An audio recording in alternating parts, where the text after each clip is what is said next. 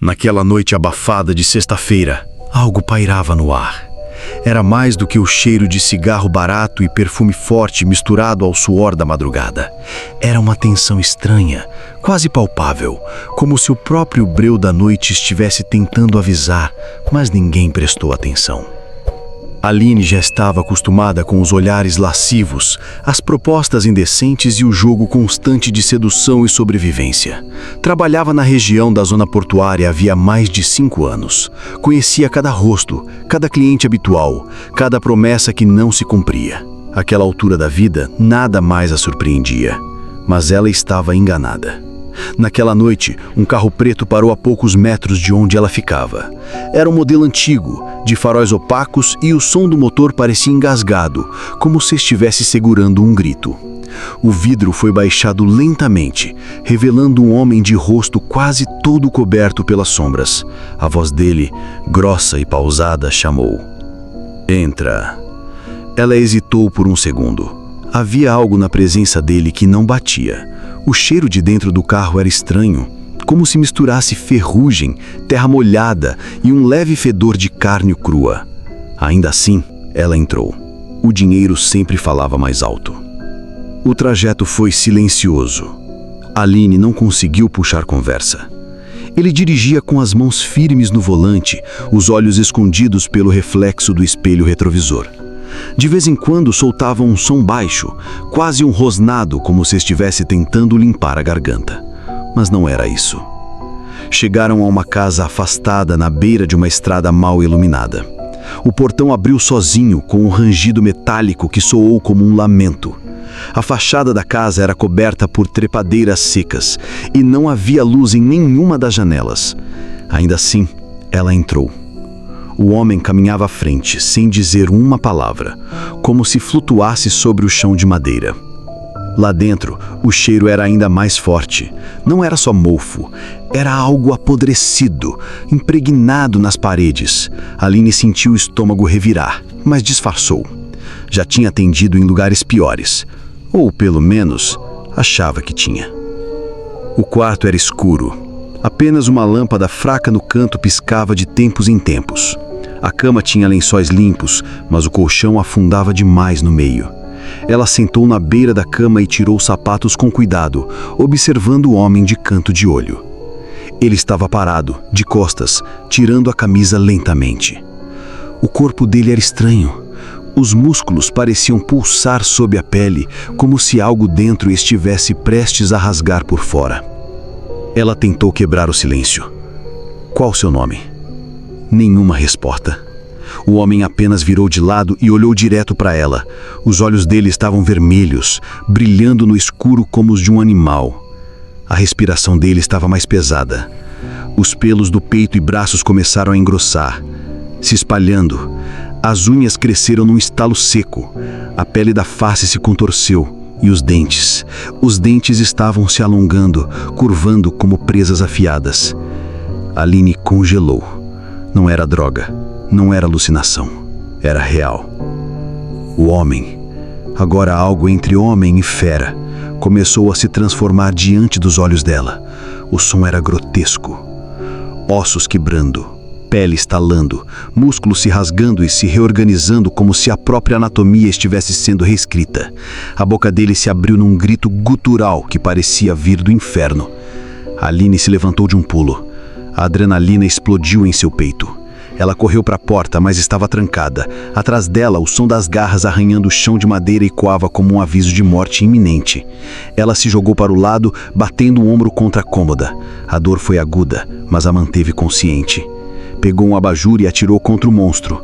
O objeto se espatifou, mas não parou. Ele rosnou alto, revelando uma boca cheia de dentes pingando saliva espessa.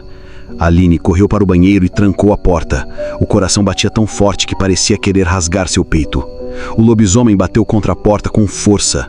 1, 2, 3 vezes. A madeira se partiu um pouco. Ela procurou algo, qualquer coisa. Pegou a tampa de porcelana do vaso e se armou com aquilo como se fosse uma espada. No espelho quebrado do banheiro, ela viu seu reflexo, suada, olhos arregalados, os lábios trêmulos, mas ela viu também algo mais. O reflexo da criatura passando pela janela lateral do banheiro. Ele estava tentando encontrar outra entrada.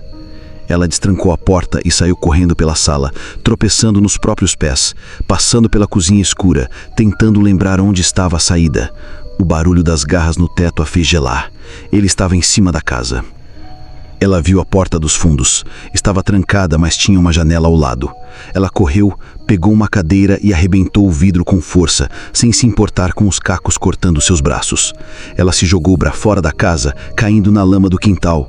Os gritos do lobisomem vieram de dentro, mas ele não quebrou a parede. Ele estava brincando, caçando.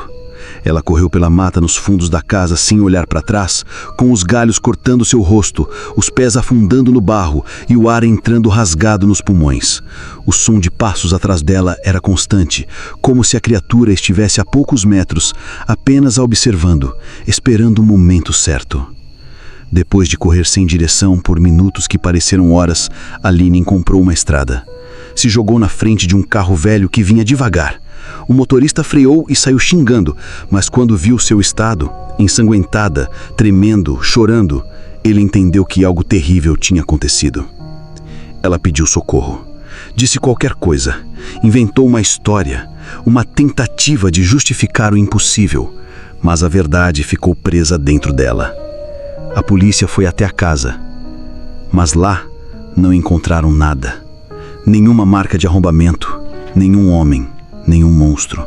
A casa estava limpa, como se nunca tivesse sido usada, como se nunca tivesse existido.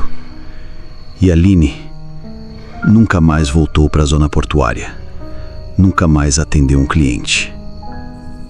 Nos dias que se seguiram, Aline mal conseguia dormir. Cada vez que fechava os olhos, o som dos ossos se quebrando, da carne rasgando e o brilho daqueles olhos animalescos invadiam sua mente como se estivesse vivendo tudo de novo. O trauma não passava, a lembrança não deixava. A respiração do monstro ainda ecoava em seu ouvido como um sussurro do além. Ela tentou seguir a vida. Mudou de bairro, cortou o cabelo, sumiu das redes sociais, trocou de número, abandonou o passado. Mas havia algo que ela não podia apagar: o medo. A sensação constante de estar sendo observada, de que aquilo que ela viu ainda estava por perto. Certa noite, enquanto estava em casa, sozinha, a luz piscou. Foi apenas um segundo, mas o suficiente para que Aline sentisse aquele velho calafrio na espinha. Levantou-se devagar, caminhando até a janela. Olhou lá fora, nada. Apenas o silêncio da rua e os postes acesos tremeluzindo. Mas quando virou de volta para dentro, notou algo no chão da sala. Pegadas. Pegadas de barro. Molhadas. Como se alguém ou alguma coisa tivesse acabado de entrar. Ela recuou, o coração disparou.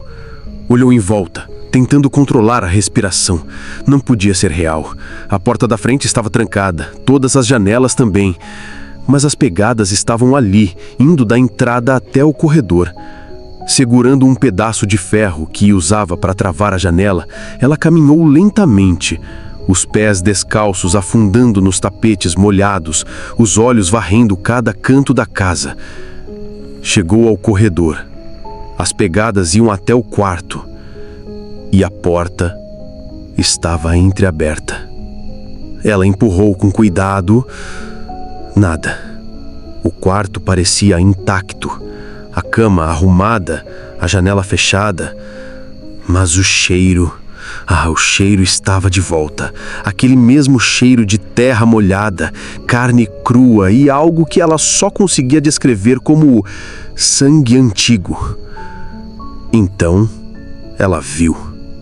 No travesseiro, um tufo de pelo grosso, escuro e com um leve brilho prateado. Ela pegou com 2 dedos, a mão tremendo. Não havia dúvida. Ele esteve ali. Ou pior, estava ali. Um ruído veio do banheiro, como um baque surdo. Ela correu, se trancou no quarto, pegou o celular e ligou para a polícia, gaguejando, dizendo que alguém havia invadido sua casa, que estava com medo, que precisava de ajuda. 15 minutos depois, Os policiais chegaram. Revistaram a casa inteira. Nada. Nenhum sinal de arrombamento. Ninguém escondido. Apenas as pegadas no chão e o tufo de pelo que um dos agentes pegou com uma pinça e olhou desconfiado. Prometeram investigar, mas no fundo ela sabia. Não encontrariam nada. Aquilo não era humano. Aquilo não deixava rastros. Deixava cicatrizes. Nos dias seguintes, Aline começou a notar mais coisas estranhas. Pombos mortos na calçada de sua rua. Cães latindo desesperadamente durante a madrugada, olhando para o nada. Som de passos pesados sobre o telhado. Sussurros no final do corredor quando ela desligava as luzes. Ela chegou ao ponto de colocar sal grosso nas portas, água benta nas janelas e crucifixos em todos os cantos, mas a sensação de que estava sendo caçada continuava. Foi então que resolveu fazer algo impensável: voltar àquela casa. Ela precisava ver com os próprios olhos, saber se aquilo tudo era fruto de um surto ou se era real. Voltou ao bairro da Estrada. Durante o dia, encontrou a entrada, mas não havia nada lá. Nem casa, nem cerca, nem portão. Apenas um terreno baldio com um mato alto e árvores retorcidas, como se tudo tivesse sido arrancado do chão. Como se jamais tivesse existido. Ela entrou no terreno. Caminhou até onde lembrava ser a sala. Olhou ao redor. Ali, no meio do mato, havia algo. Uma tampa de privada quebrada, suja de barro seco. Ela caiu de joelhos. Aquilo confirmava tudo. Ela não estava louca. E então, ouviu o som de passos atrás dela. Ela se virou imediatamente, o coração aos pulos, pronta para correr. Mas era apenas um velho, com roupas de caçador e um facão preso na cintura. Ele a olhou com desconfiança, mas depois assentiu com a cabeça, como se soubesse exatamente o que ela fazia ali. Ele apareceu para você também, não? Ele disse. Aline mal respondeu. Apenas ficou ali, em choque. Eu venho caçando essa criatura há anos. Ele não tem lar fixo. Ele muda de forma. Cria lugares que só existem para ele e desaparece quando termina o que veio fazer. Ela tentou perguntar mais, mas ele apenas virou as costas e foi embora, como se já tivesse dito tudo o que precisava dizer. Naquela noite, Aline decidiu sair da cidade. Vendeu o que pôde, se despediu de ninguém, pegou um ônibus para bem longe. Mas mesmo longe, mesmo depois de meses, ela ainda sente.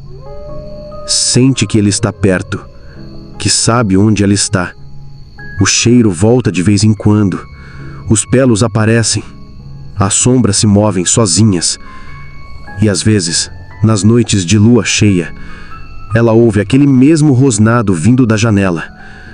E sabe, o lobisomem não esqueceu dela. E o pior de tudo é que no fundo, ele não quer matá-la. Ele quer algo pior. Quer que ela lembre. Se você ficou até aqui, é porque essa história te arrepiou tanto quanto arrepiou a mim ao escrevê-la. Então já deixa o seu like agora mesmo, se inscreve no canal para não perder mais nenhum relato sombrio como esse. E não esquece, tem mais um vídeo aparecendo aí na tela. Clica para assistir agora enquanto ainda é dia, porque quando a noite chegar, talvez ele esteja te ouvindo também. Até a próxima. Se você sobreviver até lá.